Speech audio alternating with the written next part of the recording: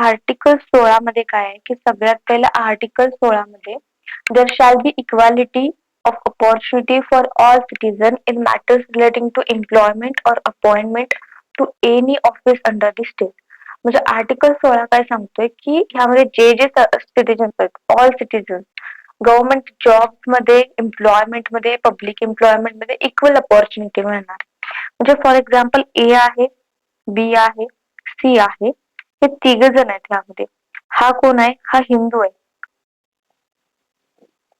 हा सिख आहे, हा मुस्लिम आहे. तर तिघांना पण सेम कॅटेगरी वाईज ह्यामध्ये तिघांना पण सेम प्रेफरन्स मिळणार आहे ह्यामध्ये. असं नाही आहे का हा हिंदू आहे म्हणून ह्याला पहिला, ह्याला दुसरा, ह्याला तिसरा, ह्याला चौथा, असं नाही. सेम ह्यांना काय मिळणार आहे? अपॉर्च्युनिटी मिळणार आहे. डिस्क्रिमिनेशन होणार नाही. तर फक्त डिस्क्रिमिनेशनचा जो पार्ट आहे तो बघूया. आर्टिकल 16 क्लॉज 1 मध्ये provide equal opportunity in matters relating to employment और अपॉइंटमेंट अंडर द स्टेट. तर ह्यामध्ये 16 क्लॉज 1 मध्ये सांगितले, आता जे सांगितलं तेच की ह्यामध्ये काय करायचं? इक्वल अपॉर्च्युनिटी द्यायची सगळ्यांना अपॉइंटमेंट किंवा अपॉइंटमेंटसाठी किंवा एम्प्लॉयमेंटसाठी ह्यामध्ये. त्याच्यानंतर नेक्स्ट जो क्लॉज आहे आता 16 क्लॉज 2 काय सांगतो ह्यामध्ये? 16 clause 2 the state shall not discriminate in public employment only on the grounds of. आता डिस्क्रिमिनेशन कोणत्या बेसिसवर करणार नाही? सेम जे आपण बघितलं होतं आर्टिकल 15 मध्ये सेम ग्राउंड एक एक्स्ट्रा फक्त. आपण काय बघितलं होतं? RRCSDP असं बघितलं ना, RRCSDP असं बघितलेलं. मग पहिला काय ना, रेस, त्याला religion, race, caste, sex, place of birth आणि place, race, caste, religion, race, caste, sex आणि हे डीचं काय? Descent. Descent, descent, place of birth. आणि ह्यामध्ये प्लस ऍड काय आहे? फक्त रेसिडेन्स, रेसिडेन्स पण येणार आहे ह्यामध्ये. आता ह्या ग्राउंडवर डिस्क्रिमिनेशन करायचं नाही असं ग्राउंड केलं फक्त आर्टिकल 16 क्लॉज 2 मध्ये. तर नेक्स्ट आहे आर्टिकल 16 क्लॉज 3. आर्टिकल 16 क्लॉज 3 मध्ये काय आहे? ह्यामध्ये सांगितले parliament may prescribe precedence as a qualification for certain public employment. आता ह्यामध्ये काय केलंय की पार्लिमेंट जो आहे ह्यामध्ये की prescribed residence as a qualification for certain public employment. सांगताना काय सांगितलं आपण आर्टिकल 16 मध्ये? आर्टिकल 16 काय सांगतोय? आर्टिकल 16 क्लॉज 4 मध्ये 16 क्लॉज 4 म्हणतोय की यामध्ये बॅकवर्ड क्लासेस साठी काय करायचं? रिझर्वेशन. मग आता रिझर्वेशन मध्ये देऊ शकतोय गव्हर्नमेंट ह्यामध्ये, पण दोन कंडिशन. पहिला कंडिशन काय आहे? Backward classes of citizen.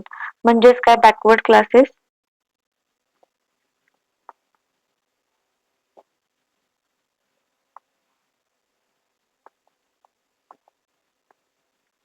त्याचा अर्थ काय?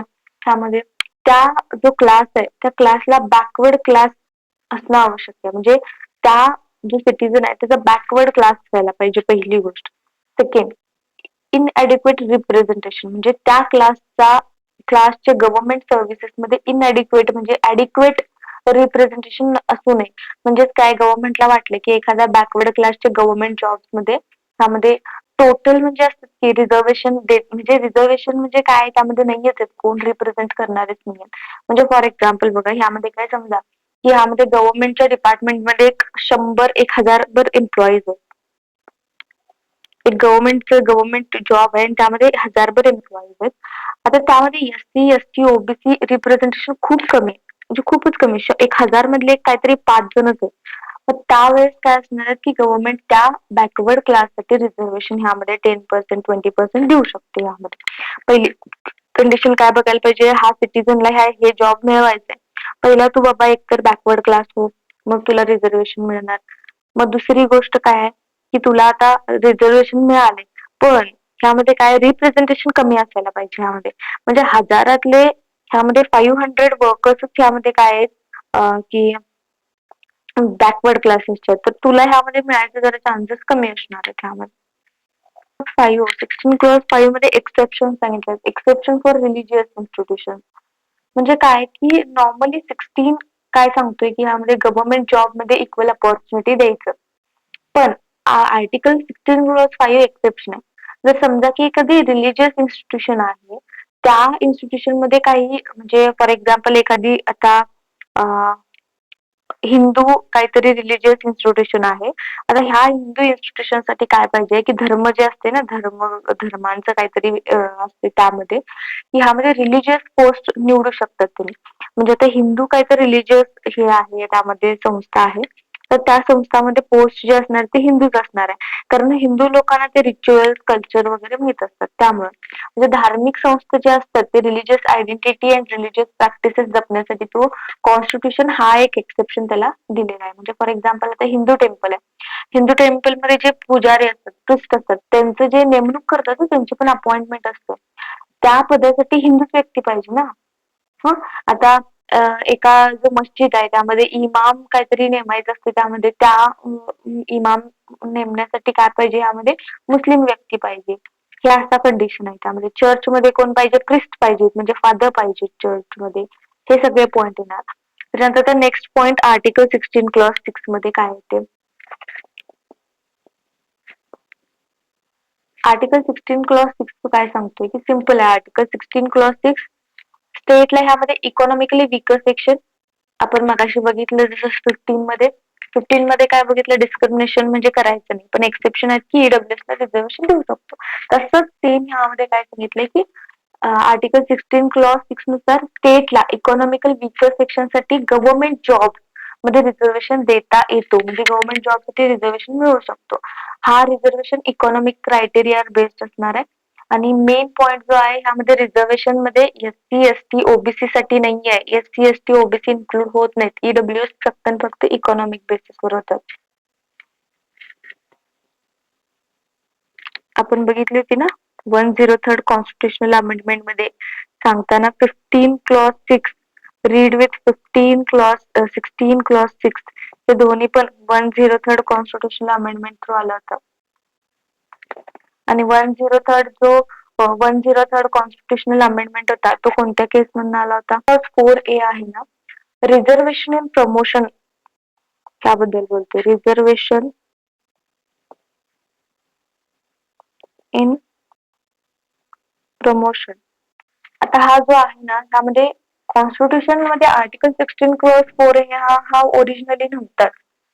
पण 1992 मध्ये सुप्रीम कोर्टने काय केलं यामध्ये डिसिजन दिला. कुठली केस होती? केस लिहून घ्या. Indira Sane versus union of India. आपण बघितली ती काय केस मंडल कमिशन केस की जो सेंट्रल आपण बघितलं की ते ऍडमिशन वगैरे मिळालं नाही नुसतं त्यांना तसं हे केलं होतं. मग त्यामध्ये सेंट्रल गव्हर्नमेंटनं काय केलं 27% जो होता यामध्ये रिझर्वेशन फॉर ओबीसी दिला गव्हर्नमेंट जॉब मध्ये. पण कॅरी फॉरवर्ड रूल पण ह्यामध्ये पुढे आहे. आपण बघूया कॅरी फॉरवर्ड रूल काय असतो.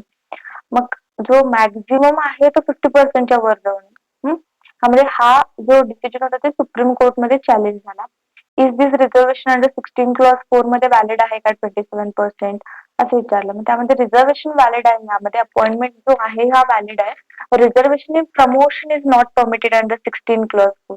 त्यामुळे रिझर्वेशन प्रमोशन मध्ये रिझर्वेशन घेऊ शकत नाही. म्हणजे एससी एसटी ओबीसी जे आहेत एम्प्लॉईच्या प्रमोशन रिझर्वेशन वर काय परिणाम होणार नाही तुमचा.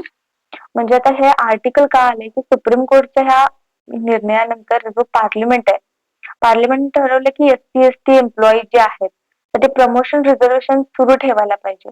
म्हणून 77th कॉन्स्टिट्युशनल अमेंडमेंट आला आणि हा कॉन्स्टिट्युशनल हा कुठल्या 77th कॉन्स्टिट्युशनल अमेंडमेंट आला.